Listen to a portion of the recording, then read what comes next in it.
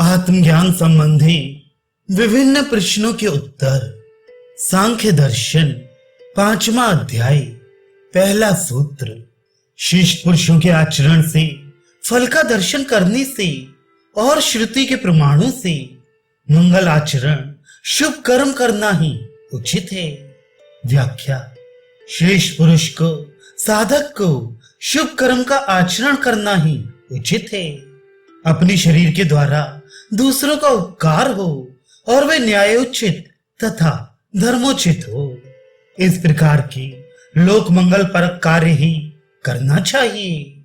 यह बात सत्य है कि विवेक से मुक्ति मिलती है, किंतु यदि हमारे समक्ष ही कोई पापाचारी किसी को सताए या हत्या करे और हम उसकी रक्षा की सामर्थ्य रखते हैं, तो उसकी रक्षा करना हमारे लिए न्यायोचित ही है। इसका एक अभिप्राय यह भी है कि विवेक प्राप्त करने के लिए शुभ कर्मों का अनुष्ठान करना चाहिए।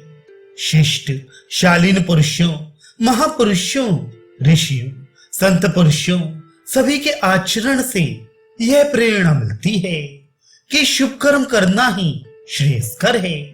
उपर्युक्त महापुरुषों ने जो भी श्रेष्ठ कर्म किए, उनका प्रतिफल भी शुभ ही रहा। संसार में यह तथ्य भी देखने को मिलता है कि कुकृत्य करने वाले प्रारंभ में सुखी संपन्न दिखते हैं, किंतु अंत में उन्हें अप्रिय फल भोगना पड़ता है।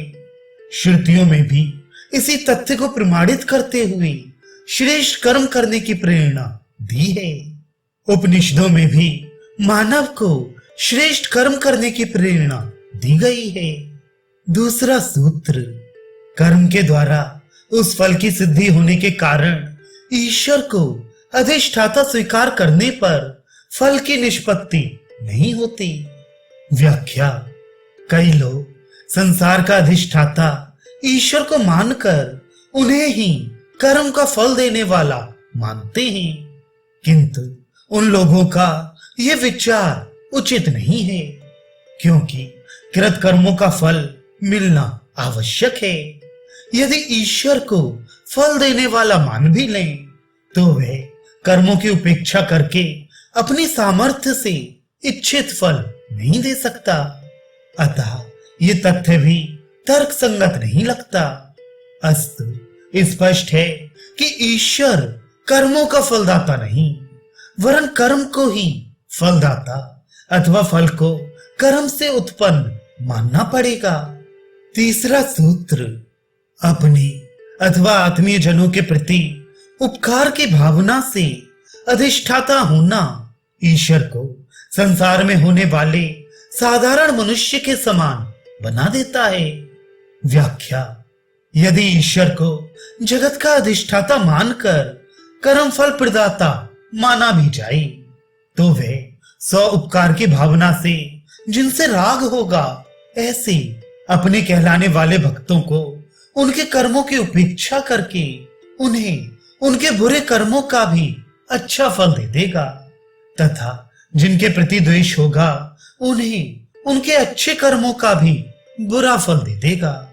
ऐसी स्थिति में उस निर्विकार, निर्लिप्त, पूर्ण काम, पूर्ण संकल्प, आनंद घन आदि कहलाने वाले जगत के अधिष्ठाता ईश्वर की स्थिति संसार के सामान्य प्राणियों जैसी होगी, किंतु ऐसा है नहीं। अतः स्पष्ट है कि फल उत्पन्न करने वाला कर्म ही है, ईश्वर नहीं। चौथा सूत्र। अन्यथा किसी सांसारिक राजा के समान हो जाएगा। व्याख्या। यदि ईश्वर को आप्त काम, सत्य संकल्प वाला ना मानकर स्वप्रयोजनार्थ, दयावश फल देने की प्रवृत्ति वाला माने, तो उसे किसी राजा की तरह मानना पड़ेगा, क्योंकि राजा प्रशासक होता है। वे संबंधित मनुष्यों के निंदित कर्मों का फल दंड रूप में और श्रेष्ठ कर्मों का फल पुरस्कार के रूप में देता है। मानव होने के कारण कभी कभी निज पर का विचार होने से और ठीक प्रमाण ना मिलने से कर्म फल के संदर्भ में अनुचित निर्णय भी हो जाता है।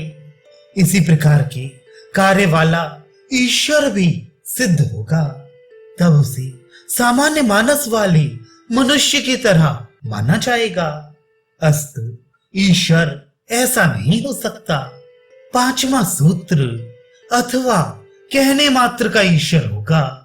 व्याख्या, यदि ईश्वर को कर्म फल प्रदाता माना जाए तो फिर ईश्वर ही नहीं रहेगा, परंतु नाम मात्र के लिए ही ईश्वर रहेगा। कारण यह है कि ईश्वर के जो लक्षण वेद शास्त्रों में वर्णित हैं, उनसे इस ईश्वर के लक्षण भिन्न होंगे। ऐसी स्थिति में ईश्वर को जगत का नियामक किस तरह माना जा सकेगा? फिर तो यही कहना होगा कि ईश्वर का कोई अस्तित्व नहीं है। और कुछ सन की स्वार्थपरायण लोगों ने ईश्वर की कल्पना भर कर ली है। छठा सूत्र, प्रत्येक कार्य का एक निश्चित कारण होने से, राग रहित होने से उस ईश्वर के अधिष्ठार्थ की सिद्धि नहीं हो सकती।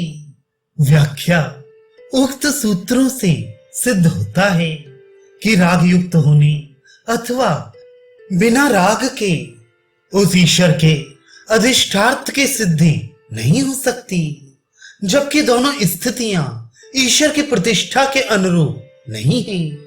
साथ ही राग युक्तता राग रहितता मानने की आवश्यकता भी नहीं है। कारण यह है कि प्रत्येक कार्य का एक नियत कारण होता है। हर कार्य अपने कारण से उत्पन्न होता है और अंततः उसी में समा जाता है। इससे यह सिद्ध हो जाता है कि ईश्वर के अधिष्ठार्थ की सिद्धि उसके राग युक्त हुए बिना भी हो जाती है। सातवां सूत्र, प्रकृति के साथ संयोग होने पर भी ईश्वर नित्य मुक्त स्वरूप नहीं रहता। व्याख्या, सत्गुण, रजोगुण, तमोगुण, इन तीनों की साम्यावस्था ही प्रकृति कहलाती है। यह पूर्व वर्णित ही है। यह प्रकृति नित्य और मुक्त नहीं हो सकती। तब प्रकृति राग के निरंतर संपर्क में रहने के कारण ईश्वर नित्य मुक्त नहीं रह सकता, ऐसी शंका की जा सकती है। परंतु ये शंका आधारहीन है, क्योंकि अचेतन तत्व के लक्षण चेतन से भिन्न है। चूंकि ईश्वर चेतन सत्ता है और प्रकृति अचेतन है। प्रकृति अचेतन होने से भले ही नित्य मुक्त ना हो, पर ईश्वर तो चेतन होने के कारण नित्य मुक्त ही है। आठवां सूत्र, प्रकृति रूपी उपादान कारण के सहयोग से यदि ईश्वर को उपादान माने तो उसमें संग दोष उत्पन्न होता है। व्याख्या, प्रकृति रूपी शक्ति या उपादान कारण से ईश्वर का संयोग होने से सृष्टि का होना स्वीकार किया जाए तो संग दोष उत्पन्न होता है। अभिप्राय यह है कि प्रकृति के कार्य में ईश्वर का सहयोग माने तो ईश्वर के असंग होने की मान्यता खंडित होगी और संग दोष उत्पन्न हो जाएगा, जबकि ऐसा है नहीं। वह अपने रूप में किसी के संग की अपेक्षा नहीं रखता। बृहदारण्यक उपनिषद में उसके असंग होने के तथ्य को स्वीकार किया गया है। कहा गया है, वह वहां जो कुछ दर्शन करता है उससे असंसक्त रहता है, क्योंकि वह पुरुष असंग है। इस प्रकार स्पष्ट है कि ईश्वर और प्रकृति के संयोग की सिद्धि नहीं होती। नौवां सूत्र, यदि केवल अपनी सत्ता से ईश्वर को जगत का उत्पन्न करता माने तो संपूर्ण विश्व ही ईश्वर कहलाएगा। व्याख्या, यदि ऐसा माना जाए कि ईश्वर मात्र अपनी ही शक्ति से संसार की सृष्टि करता है तथा वह प्रकृति आदि अन्य किसी का सहयोग प्राप्त नहीं करता, तो ऐसा मानना भी ठीक नहीं है। कारण यह है कि मूल उपादान अर्थात जिस कारण तत्व से किसी वस्तु की उत्पत्ति होती है, वह अपनी जैसी ही वस्तु उत्पन्न करता है। जिस प्रकार मनुष्य से मनुष्य, पशु से पशु की उत्पत्ति होती है। मनुष्य से पशु और पशु से मनुष्य उत्पन्न नहीं हो सकता। इस प्रकार ईश्वर से उत्पन्न होने वाले सभी ईश्वर होने चाहिए। इस प्रकार संपूर्ण जगत ही ईश्वर हो जाएगा, किंतु ऐसा है नहीं। इस प्रकार यह सिद्धांत भी ठीक नहीं है। 10वां सूत्र, प्रमाण न होने से ईश्वर की सत्ता से जगत की उत्पत्ति की सिद्धि नहीं होती। व्याख्या, ईश्वर अपनी ही शक्ति से जगत का उत्पादन करता है, यह जगत का कारण है। यह तथ्य प्रमाण से सिद्ध नहीं होता। प्रमाण 3 प्रकार के होते हैं, प्रत्यक्ष प्रमाण, अनुमान प्रमाण और शास्त्र प्रमाण। इन तीनों प्रमाणों में से कोई भी ईश्वर के जगत के मूल उपादान कारण होने की पुष्टि नहीं करता। 11वां सूत्र, संबंध का अभाव होने से अनुमान प्रमाण की सिद्धि नहीं होती। व्याख्या, संसार के उपादान कारण होने संबंधी ईश्वर का जगत से संबंध व्यापक व्याप्य भाव ही नहीं है, क्योंकि समस्त वस्तुओं का आविर्भाव अपने सजातीय पदार्थ से होता हुआ देखा जाता है। जैसे मिट्टी से घड़ा ही बन सकता है, वस्त्र नहीं। कपास से वस्त्र बन सकता है, घड़ा नहीं। उसी प्रकार मनुष्य से मनुष्य, पशु से पशु जन्म होता है। इस प्रकार सभी वस्तुएं अपने सजातीय पदार्थ से उद्भूत होती हैं। ये प्रत्यक्ष है। तब चेतन ईश्वर से अचेतन जगत की उत्पत्ति वाली मान्यता भी अनुमान द्वारा सिद्ध नहीं हो सकती। प्रत्यक्ष तो सिद्ध है ही नहीं। 12वां सूत्र, श्रुति वेदों शास्त्रों में भी जगत को प्रकृति का कार्य ही निरूपित किया गया है। व्याख्या, सांख्य दर्शन में ईश्वर को जगत का मूल उपादान कारण ना मानकर उसे केवल जगत का नियंता, अधिष्ठाता स्वीकार किया गया है तथा प्रकृति को ही संसार का मूल उपादान कारण माना गया है।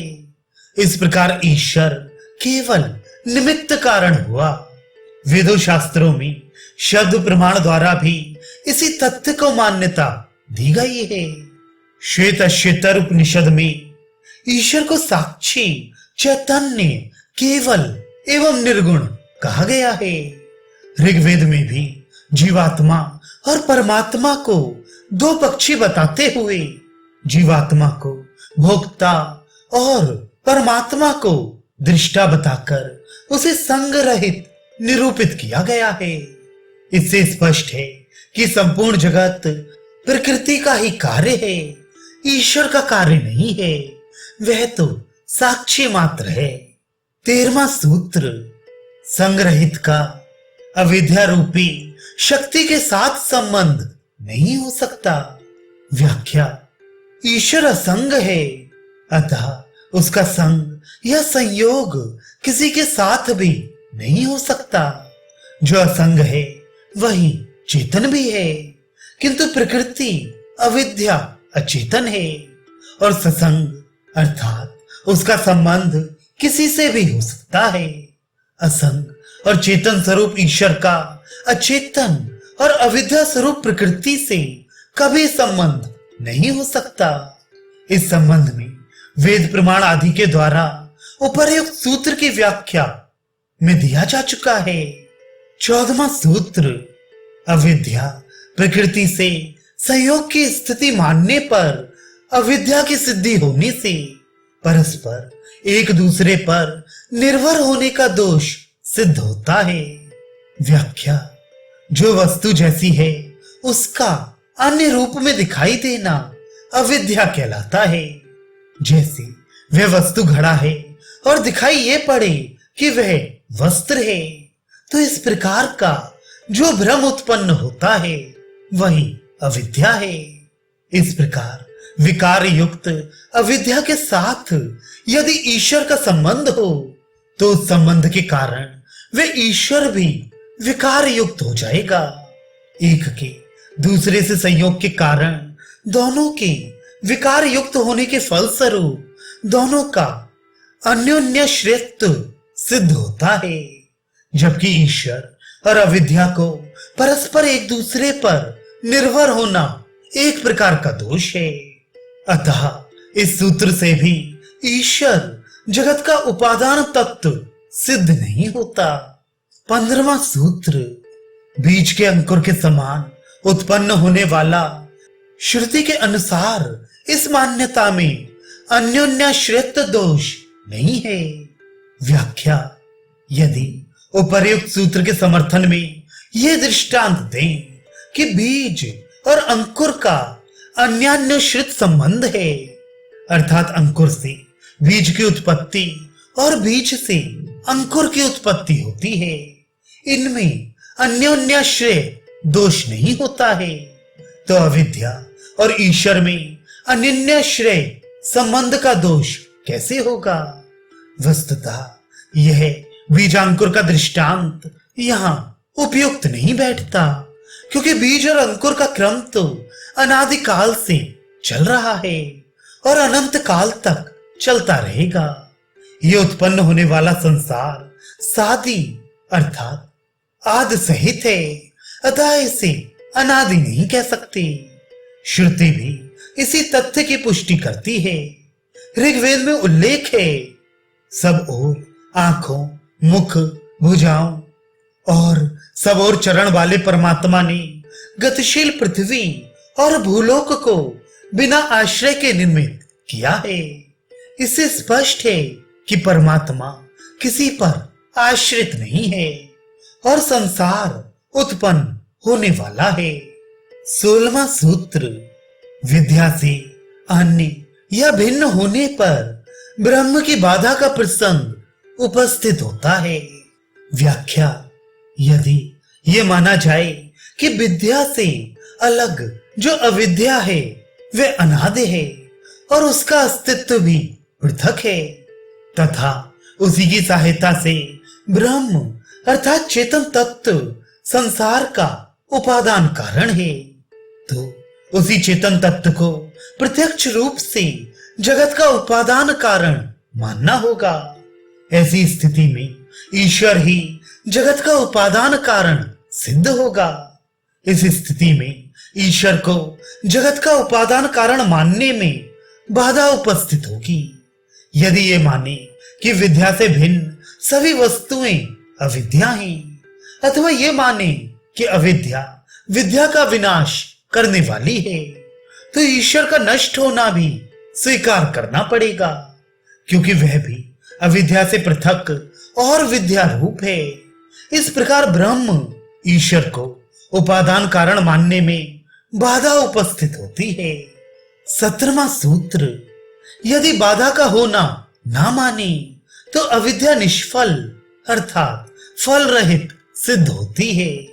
व्याख्या, यदि विद्या से भिन्न अविद्या को अनादि तत्व मान लें और उसके साथ ईश्वर का संयोग मानकर ब्रह्म को ही संसार का उपादान कारण माने, तो अविद्या के इस स्वरूप को मानना ही निरर्थक होगा।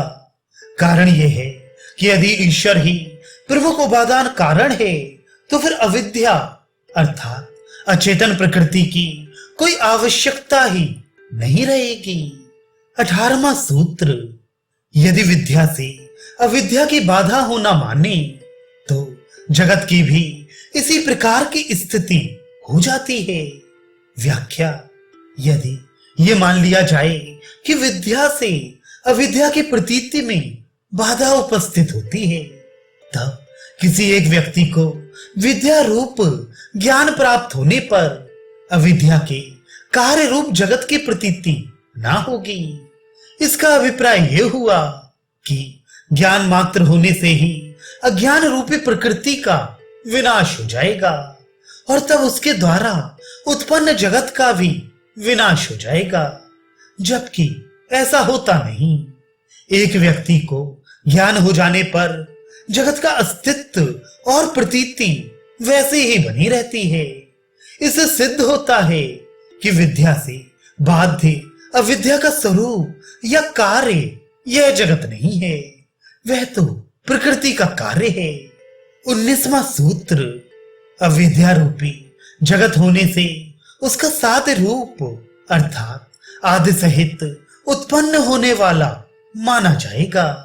व्याख्या, यदि अविद्या को जगत रूप माने तो उसे भी जगत के समान आदि सहित उत्पन्न होने वाला और नश्वर मानना होगा। किंतु इस प्रकार मान लेने पर अविद्या को अनादि अर्थात आद्यंतहीन कैसे माना जा सकेगा? इस प्रकार अविद्या का अनादि होना सिद्ध नहीं होता। 20वां सूत्र, प्रकृति के विचित्र रूप वाला होने से धर्म अधर्म की उपेक्षा सिद्ध नहीं होती। व्याख्या, प्रकृति के कार्य विभिन्न रूपों से युक्त हैं। अभिप्राय यह है कि सत्य, रज और तम इन तीनों गुणों की विभिन्नता के फलस्वरूप प्रकृति की रचना विभिन्न रूपों वाली होती है। इसी कारण आत्मा जो धर्म शुभ अशुभ कर्म करता है उसका उसे अच्छा या बुरा प्रतिफल मिलता है। उन्हीं कर्मों के अनुसार उसे अनुकूल प्रतिकूल साधन और परिस्थितियां उपलब्ध होती रहती हैं। इस प्रकार स्पष्ट है कि इस प्रक्रिया में धर्म की उपेक्षा नहीं है। इसे इस प्रकार भी मान सकते हैं कि कर्म ही धर्म है। अस्तु, प्रकृति की रचना में धर्म भी निमित्त कारण रूप है।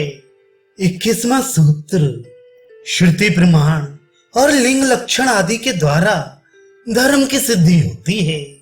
व्याख्या, धर्म की सिद्धि तीनों प्रमाणों प्रत्यक्ष प्रमाण, अनुमान प्रमाण और श्रुति प्रमाण द्वारा होती है। ये श्रुति वाक्य है कि पुण्य से शुभ और पाप से निकृष्ट फल की प्राप्ति होती है। संसार में उत्कृष्ट और निकृष्ट विभिन्न योनियां हैं। उन्हें देखकर विदित होता है कि इन्हें श्रेष्ठ कर्मों के फल स्वरूप उत्कृष्ट और निम्न कोटि के कर्मों के फल स्वरूप निकृष्ट योनि प्राप्त हुई होगी। इसके अतिरिक्त जगत में प्राणियों को सुख और दुख प्राप्त करते प्रत्यक्ष ही देखा जाता है। इससे स्पष्ट है कि धर्म, कर्म और उसके प्रतिफल प्राप्त होने की प्रक्रिया का अस्तित्व विद्यमान है। 22वां सूत्र, प्रमाणों में अंतर और उनके अवकाश से धर्म का निमित्त कारण होना नियम नहीं है। व्याख्या, श्रुति आदि प्रमाणों के अंतर और उनके अवकाश से अर्थात किसी विषय के संदर्भ में यदि प्रत्यक्ष प्रमाण नहीं है तो अनुमान प्रमाण से, और यदि अनुमान प्रमाण भी नहीं है तो श्रुति प्रमाण से सिद्ध हुए तथ्य को स्वीकार करना उचित नहीं है। यहाँ इसका अभिप्राय यह है कि धर्म आदि के सृष्टि में निमित्त कारण होने की बात कर्म फल से विभिन्न योनियों के प्राप्त होने की उक्ति अनुमान से कही जा रही है, अतः उसे उचित मानना ठीक नहीं है। 23वां सूत्र, दोनों में भी इसी प्रकार होता है। व्याख्या, जिस प्रकार प्रमाणों आदि की बात धर्म के संबंध में कही गई है, अधर्म के संबंध में भी वैसा ही मानना चाहिए। इसीलिए उभयत्र से अभिप्राय धर्म अधर्म दोनों के संबंध में प्रमाणों संबंधी नियम से है। 24वां सूत्र, अर्थ से अथवा प्रयोजन से यदि सिद्धि होना स्वीकार करें तो दोनों में प्रमाण की समानता माननी पड़ेगी। व्याख्या, वेद आदि में जिन कर्मों का वर्णन है उनके विरुद्ध या विपरीत कर्म ही अधर्म है, क्योंकि सत्कर्म को ही धर्म कहा गया है, अतः दुष्कर्म या वेद विरुद्ध कर्म ही अधर्म है। इस प्रकार धर्म के विरुद्ध वर्णित कर्म ही अधर्म है। यदि इस तथ्य में शंका हो तो श्रुति में धर्म और अधर्म से संबंधी पर्याप्त प्रमाण समान रूप से उपलब्ध है।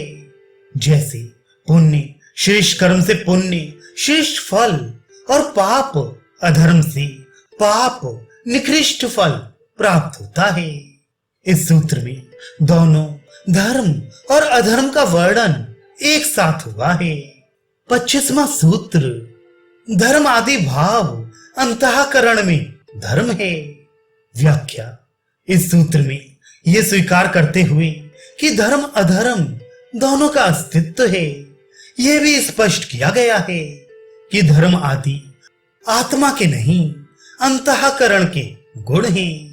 चूंकि धर्म अधर्म के विचार अंतःकरण द्वारा ही प्रकट होते हैं और बुद्धि अंतःकरण का ही एक अंग है, अतः इन्हें बुद्धि का विषय माना गया है। कारण यह है कि समस्त विचारों का केंद्र बुद्धि ही है। अस्तु धर्म धर्म को अंतःकरण बुद्धि आदि का धर्म अर्थात अंतःकरण से प्रकट होना माना गया है। 26वां सूत्र, और गुणत्रय आदि का अत्यंत बाध अर्थात सर्वथा विनाश नहीं होता। व्याख्या, गुण आदि अर्थात सत्व रज और तमोगुण तथा उनके महतत्व आदि कार्य का सर्वथा विनाश नहीं होता, अर्थात वे बिल्कुल समाप्त नहीं हो जाते। जिस प्रकार लोहा अपने वास्तविक रूप में न गर्म है न शीतल, पर उसमें गर्मी भर जाने पर गर्म और शीतल हो जाने पर शीतल कहा जाता है, उसी प्रकार आत्मा के मूल स्वरूप में धर्म अधर्म आदि गुण नहीं होते, पर अंतःकरण से संयुक्त होने के कारण वे आत्मा के गुण कहे जाते हैं। इसी प्रकार विवेक बुद्धि द्वारा अज्ञान निवृत्त हो जाने से गुणों व उनके कार्यों का पूरी तरह अभाव विनाश नहीं हो जाता, वरन अंतःकरण में उनका उद्भाव रहता है। इसी कारण शरीर से चेतन का संबंध न रहने पर भी आत्मा के साथ इन गुणों का संबंध अंतःकरण से संबद्ध होने के कारण बना रहता है। 27वां सूत्र, पांचों अवयवों के योग से सुख का अनुभव होता है। व्याख्या, पांच ज्ञानेंद्रियां शरीर के अवयव स्वरूप हैं। इन्हीं के सहयोग से आत्मा सुख दुख का अनुभव करता है। चूंकि पांच इंद्रियों द्वारा अग्राह्य पदार्थों का बोध होता है, इसी कारण उपर्युक्त पांच अवयवों को सुख आदि की अनुभूति में सहायक मान सकते हैं। 28वां सूत्र, एक बार सभी के ग्रहण से व्याप्ति की निश्चितता या संबंध की सिद्धि नहीं होती। व्याख्या, एक बार ही एक साथ सभी के अथवा दो के ग्रहण से संबंध की सिद्धि नहीं मानी जा सकती। जिस प्रकार कहीं अग्नि दिखाई पड़े तो उसके साथ धुएं की भी उपस्थिति हुई, ये कोई आवश्यक नहीं है, क्योंकि कई बार ऐसा भी होता है कि अग्नि ठीक तरह प्रज्वलित होती है और धूम्र होता ही नहीं, तब उसका अनुमान कर लेना अनुपयुक्त ठहरता है। इस प्रकार स्पष्ट है कि एक की उपस्थिति से दूसरे का अनुमान करके उसकी उपस्थिति का सुनिश्चित कर देना ठीक नहीं है। 29वां सूत्र, निश्चित रूप से व्यवस्था पूर्वक धर्मों का एक साथ रहना दोनों का अथवा एक का संबंध है। व्याख्या, व्याप्ति का अभिप्राय बताते हुए इस सूत्र में कहा जा रहा है कि साध्य और साधन अर्थात धर्म और जिनके द्वारा धर्म पालन किया जाए ऐसे साधन, इन दोनों का नियमतः साथ रहना व्याप्ति कहा जाता है। यथा कहीं धुआं दिख पड़े तो यह निश्चित रूप से मान लिया जाएगा कि वहां पर अग्नि है ही। अस्तु धुएं की व्याप्ति यह संबंध अग्नि के साथ माना जाएगा, किंतु यदि कहीं अग्नि दिखाई दे तो यह आवश्यक नहीं कि वहां धुआं हो ही। अतः यहां धूम्र के साथ अग्नि की व्याप्ति मानना उचित नहीं। 30वां सूत्र, अन्य वस्तु की कल्पना के प्रसंग में व्याप्ति भिन्न तत्व सिद्ध नहीं हो सकती।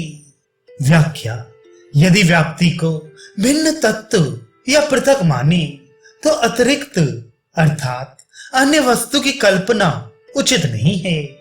अभिप्राय यह है कि जो वस्तु प्रत्यक्ष है अथवा सिद्ध है उसी की व्याप्ति संभव है, जो अप्रत्यक्ष अथवा असिद्ध है उसकी व्याप्ति संभव नहीं है। 31वां सूत्र, आचार्य ऐसा मानते हैं कि निज शक्ति का उद्भव ही व्याप्ति है। व्याख्या, इस सूत्र में आचार्यों का ऐसा मानना है कि तत्व की स्वशक्ति का प्राकट्य ही व्याप्ति है, किंतु जब तक तत्व से शक्ति का प्राकट्य नहीं होता तब तक व्याप्ति नहीं बन सकती। अथवा यह भी हो सकता है कि शक्ति उत्पन्न तो हुई किंतु दूर देश में चली गई या विनष्ट हो गई तो भी व्याप्ति का होना संभव नहीं। जिस प्रकार अग्नि से धूम्र निकलकर दिखता है तो धूम्र की व्याप्ति अग्नि के साथ मानी जाएगी। यदि अग्नि में धुआं नहीं निकला अथवा निकलकर दूर चला गया तो यह व्याप्ति नहीं हुई, क्योंकि धुआं न निकलने से व्याप्ति का प्रश्न ही नहीं उठता और निकलकर बहुत दूर चला जाने से वहां अग्नि की उपस्थिति कैसे संभव होगी। अतः यहां व्याप्ति नहीं हो सकती। 32वां सूत्र, व्याप्त होने के धर्म का योग होने को ही व्याप्ति कहते हैं, ऐसा पंचशिक आचार्य का मानना है। व्याख्या, आधेय का अभिप्राय है कि किसी वस्तु के आधार पर रखी हुई वस्तु अथवा आश्रित। इस प्रकार अग्नि आधार और धुआं उसका आधेय अथवा आश्रित हुआ। इस प्रकार अग्नि में आश्रित धूम्र की शक्ति का जो सहयोग है वही व्याप्ति है, ऐसा आचार्य पंचशिक का अभिमत है। 33वां सूत्र, पुनरुक्ति प्रसंग होने के कारण स्वरूप शक्ति व्याप्ति नहीं है। व्याख्या, इस सूत्र में नियम का अभिप्राय व्याप्ति से है। स्वरूप शक्ति का यहां अर्थ है अग्नि में धुएं की व्याप्ति, किंतु ये कहना यहां पुनरुक्ति दोष अर्थात एक ही बात को बार बार कहने का दोष है, क्योंकि जो धुआं है वही तो व्याप्ति है, फिर इससे फल भी क्या सिद्ध होगा। दोनों की एक होने से धुआं का धुआं है। अस्तु, एक ही बात को पुनः पुनः कहना पुनरुक्ति दोष होने से व्यर्थ है। यदि वस्तु की स्वरूपगत शक्ति को ही व्याप्ति माना जाए तो भी उचित नहीं।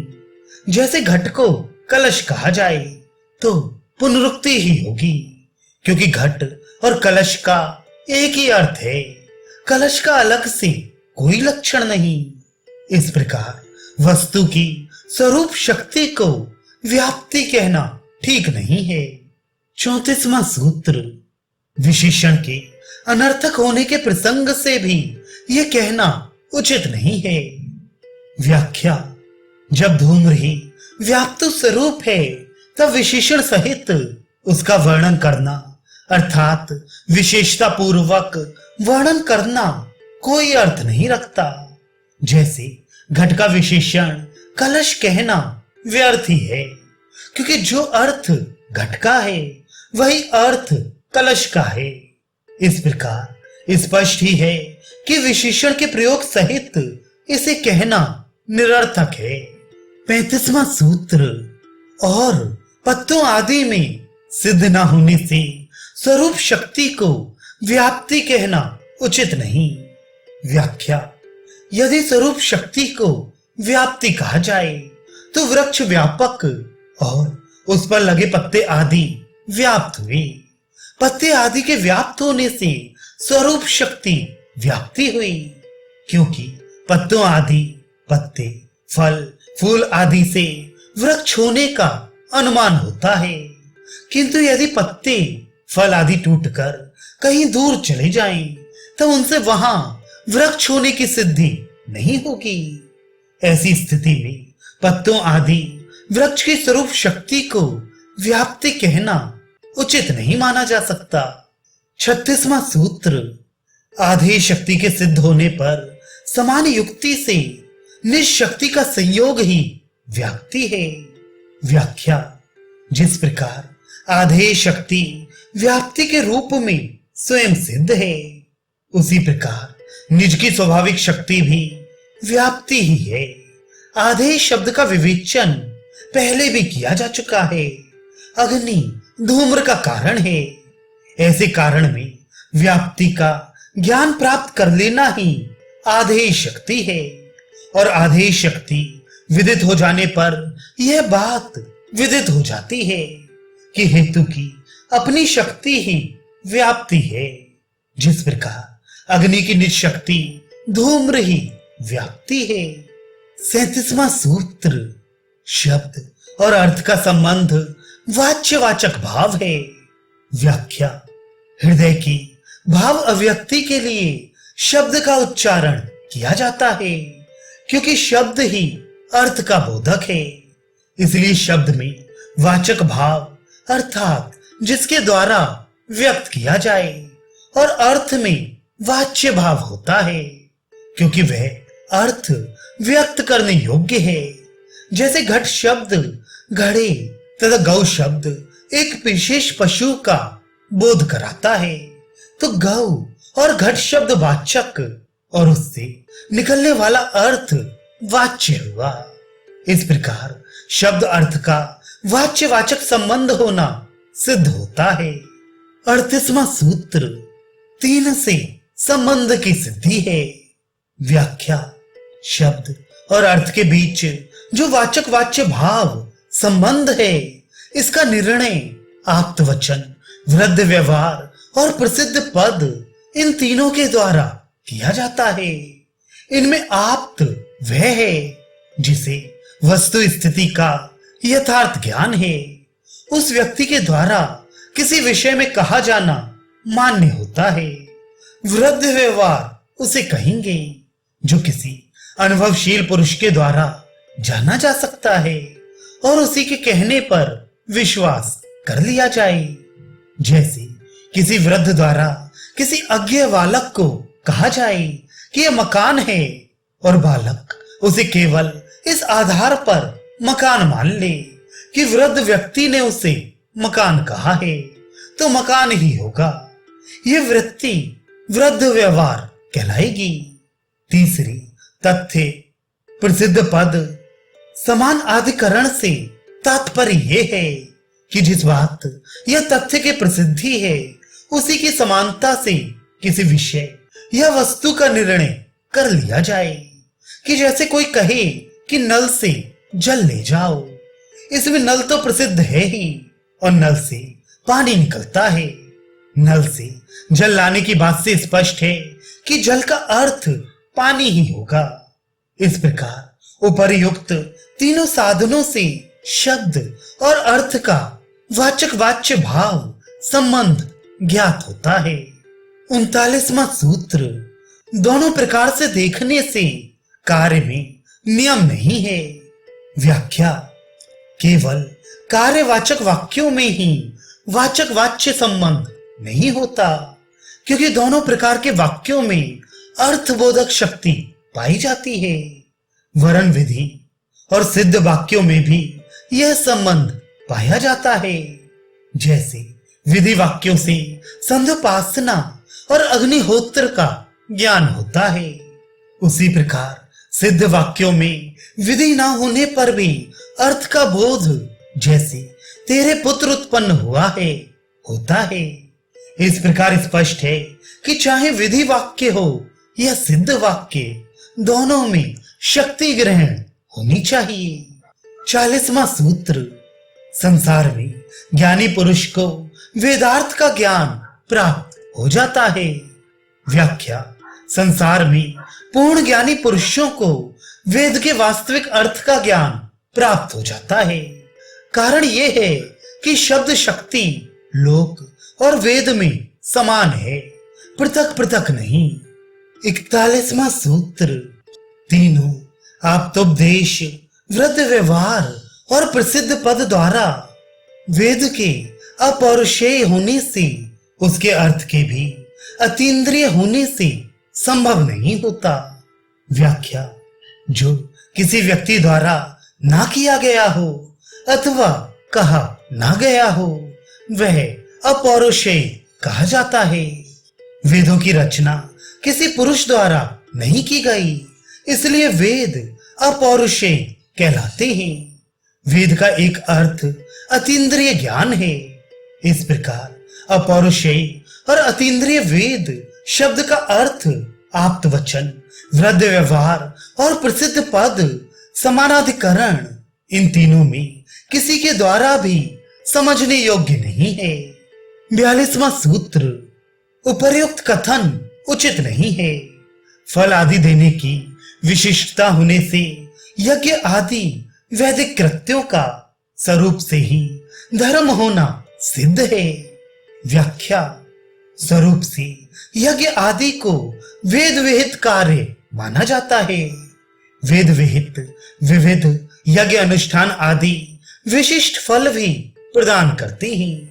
इस प्रकार वेद के लक्षण स्वरूप यज्ञ अनुष्ठान आदि की उपयोगिता सिद्ध ही है।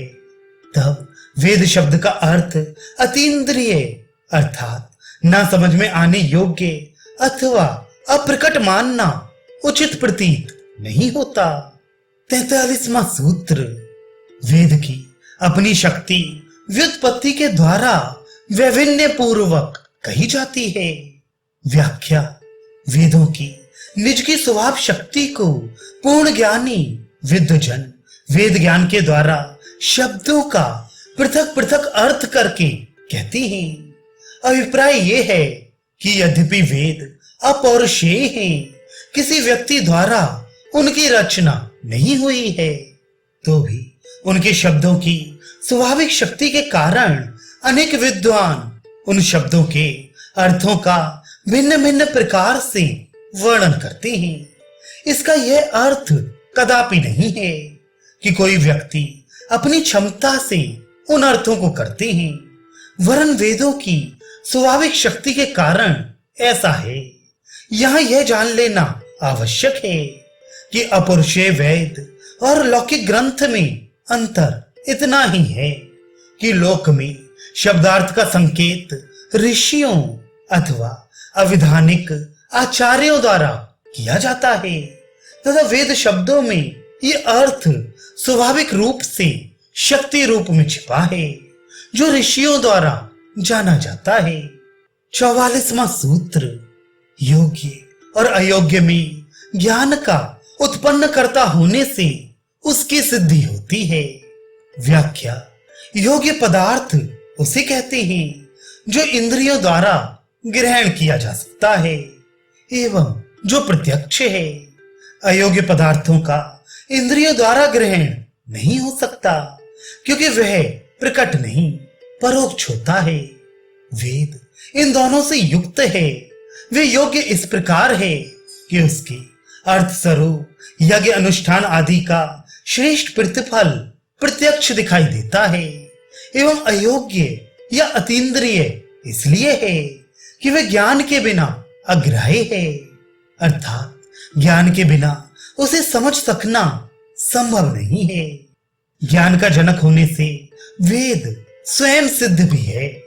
45वां सूत्र: कार्य रूप सुना जाने से वेदों का नित्यत्व अर्थात अविनाशी होना सिद्ध नहीं होता। व्याख्या: श्रुति में वेद को कार्य रूप कहा जाता है, इसलिए उनको नित्य अविनाशी नहीं माना जा सकता। उपनिषदों के अनुसार ऋक यजु साम उस विराट पुरुष से उत्पन्न बताए गए हैं जो किसी के कार्य रूप हैं। उनका शाश्वत होना कैसे संभव है? इस प्रकार वेदों को शाश्वत नहीं माना जा सकता। 46वां सूत्र: उसके कर्ता पुरुष के अभाव से वेद पौरुषेय हैं, ऐसा सिद्ध नहीं होता।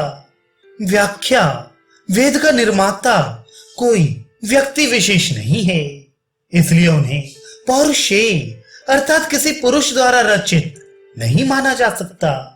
सांख्य दर्शन में ईश्वर को अकर्ता माना जाता है। जब ईश्वर अकर्ता है तब वह वेदों का कर्ता कैसे हो सकता है? 47वां सूत्र, मुक्त और बद्ध दोनों के अयोग्य होने से वेद का कर्ता होना शक्य नहीं है।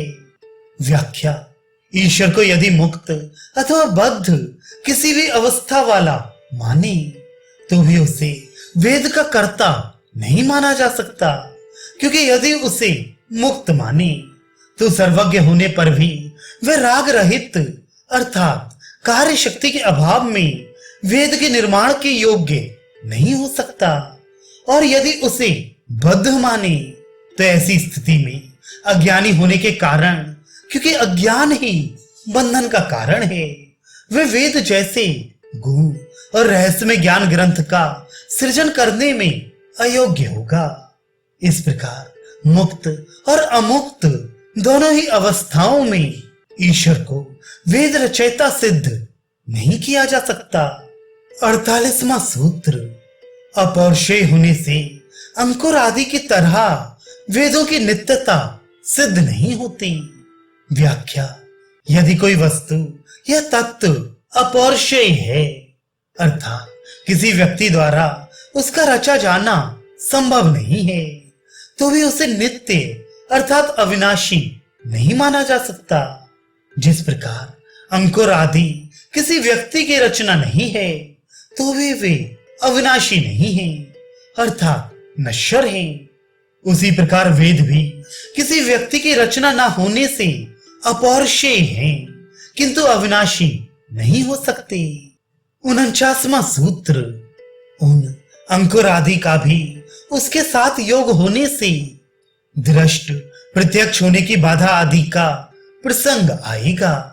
व्याख्या, यदि अंकुर आदि को किसी पुरुष के द्वारा उत्पादित मान लें, क्योंकि व्यक्ति द्वारा बीज बोने पर ही अंकुर निकलता है, तो दृष्ट की बाधा उपस्थित होगी। अभिप्राय यह है कि अंकुर तो प्रत्यक्षतः स्वतः ही उत्पन्न होते हुए दिखते हैं, कोई उनका प्रत्यक्ष कारण दिखाई नहीं पड़ता। इस प्रकार बिना कारण के जो प्रत्यक्ष दिखाई पड़ता है वह झूठा सिद्ध होगा। 50वां सूत्र, जिस देखी ना जाने वाली वस्तु में भी रचना की गई है ऐसी बोध कराने वाली बुद्धि उत्पन्न होती है। वह वस्तु पुरुष द्वारा जिसकी रचना हुई है ऐसी मानी जाती है। व्याख्या, जिस वस्तु कार्य को देखकर उसके कर्ता के दिखाई ना पड़ने पर भी ऐसी बुद्धि उत्पन्न हो कि ये मनुष्यकृत हैं, तो वह पौरुषेय अर्थात मनुष्यकृत मानी जाती है। उदाहरणार्थ, एक ऐसा संदूक है जो किसी मनुष्य का बनाया हुआ है और दूसरा ऐसा है जिसके बनाने वाले को हमने देखा नहीं, पर मनुष्यकृत जैसा लगने की अनुमान बुद्धि से उसे मनुष्यकृत ही माना जाएगा। किंतु एक पुरुष को देखकर ये बुद्धि उत्पन्न नहीं होगी कि ये मनुष्यकृत हैं।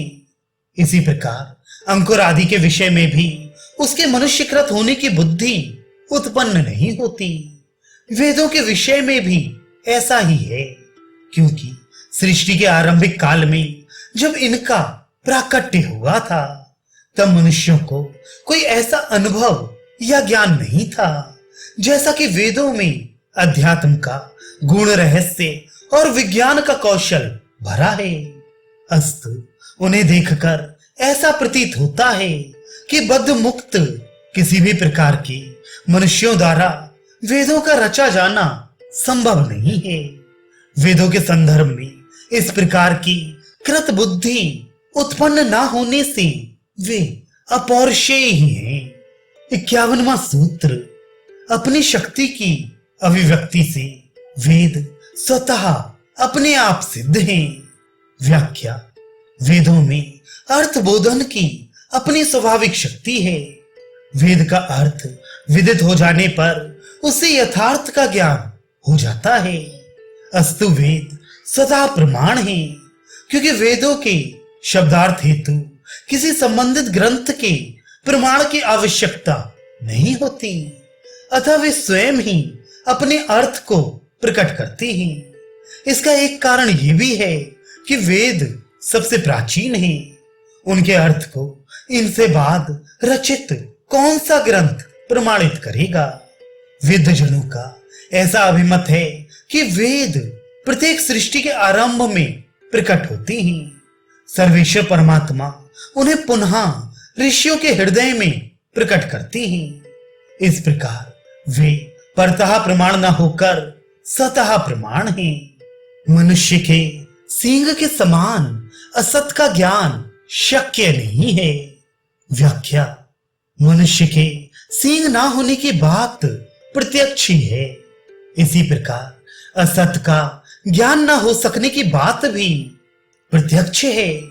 अभिप्राय यह है कि रस्सी में सर्प का भ्रम हो जाता है, पर वस्तुतः वहां सर्प का अस्तित्व नहीं है। इसलिए भ्रम ही असत है, क्योंकि उसकी प्रतीत भर होती है, वस्तुतः वह नहीं है। और असत का ज्ञान नहीं हो सकता। कदाचित असत का ज्ञान हो सकता तो मनुष्य के सिर पर सींग भी हो सकते थे। ये बात ही इस उदाहरण द्वारा समझाई गई है। अस्तु, रस्सी में सर्प की प्रतीति और सीपी में चांदी की प्रतीति को असत का ज्ञान कहना उचित नहीं है। 53वां सूत्र, बाधा देखने से सत नहीं है। व्याख्या: बाधा के दिखाई पड़ने से सत का ज्ञान संभव नहीं है। अभिप्राय यह है कि पहले रस्सी को सर्प समझा गया, फिर सत्य बात का पता चला कि यह सर्प नहीं रस्सी है। इससे सर्प की बाधा होने से सर्प की समाप्ति हो गई। इस प्रकार सतरूप सर्प का ज्ञान प्राप्त हो गया। यह मानना उचित प्रतीत नहीं होता, क्योंकि ज्ञान सत्य और असत्य दोनों प्रकार की वस्तुओं का हो सकता है। 54वां सूत्र, उसका अभाव होने से और निर्वचनीय का भाव नहीं होगा।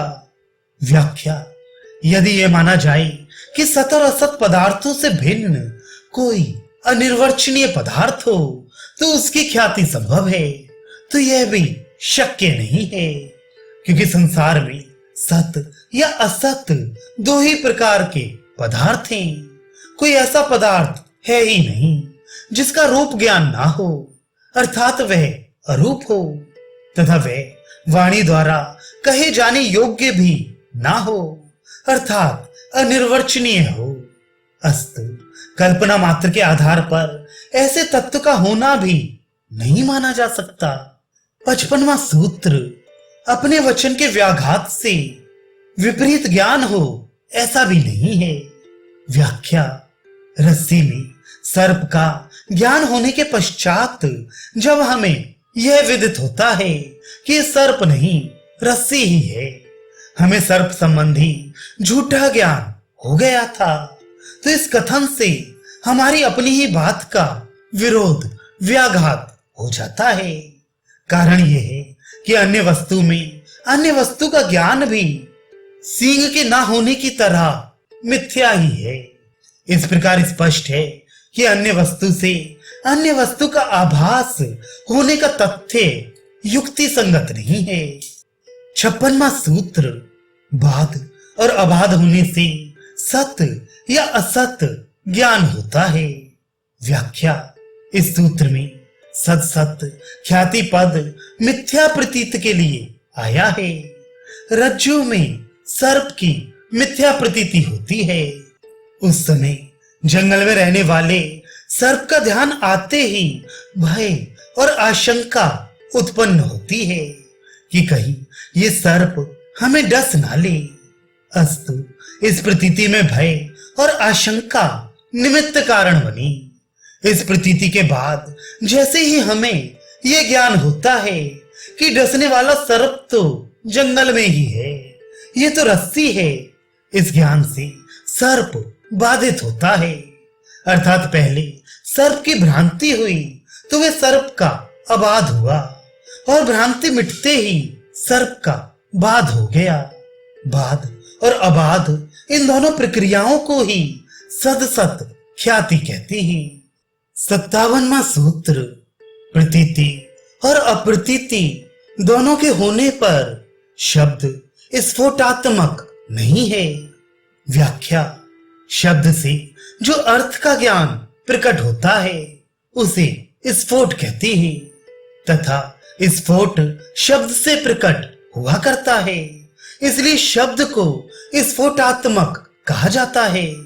किंतु जहां सत्य का बोध नहीं होता वहां शब्द को स्फोटात्मक नहीं माना जा सकता।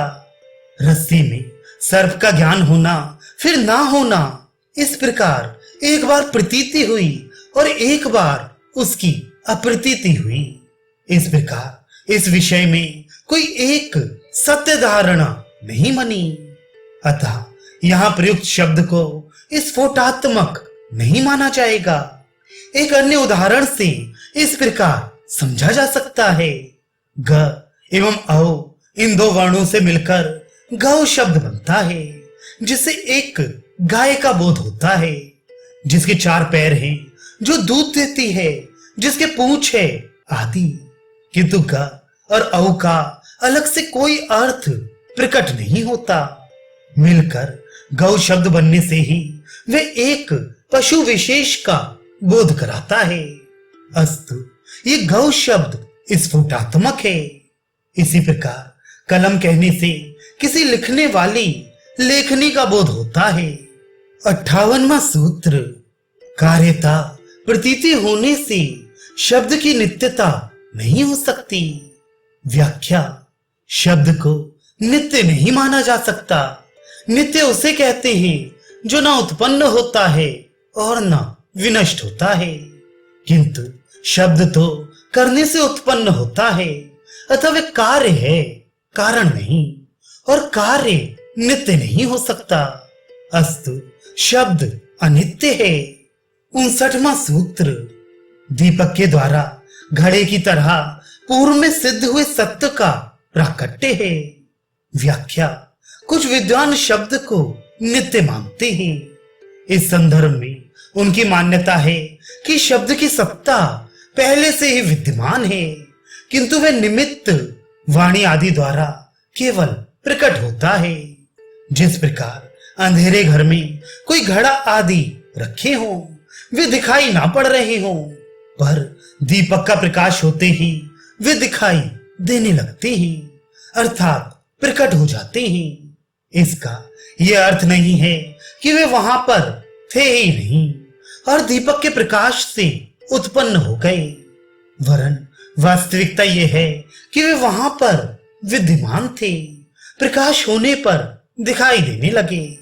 इसी प्रकार शब्द पहले से ही विद्यमान है, किंतु उच्चारण आदि निमित्तों का प्रयोग होते ही वे प्रकट हो जाते हैं। अस्तु शब्द नित्य है। 60वां सूत्र, सत्कार्य का सिद्धांत अर्थात कार्य के कारण में विद्यमान रहने का सिद्धांत यदि मान लिया जाए, सिद्ध वस्तु का साधन होता है। व्याख्या, यदि वस्तु सिद्ध हो तो भी उसे प्रकट करने के लिए साधन की आवश्यकता होती है।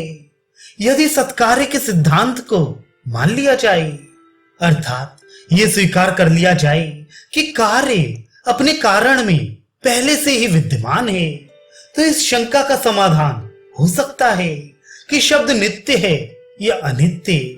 तब शब्द पहले से ही विद्यमान रहेगा और उच्चारण का निमित्त बनने पर प्रकट होगा, तो शब्द का नित्य होना सिद्ध हो जाएगा और उच्चारण उसको प्रकट करने वाला साधन होगा। इस प्रकार शब्द की नित्यता सिद्ध होती है।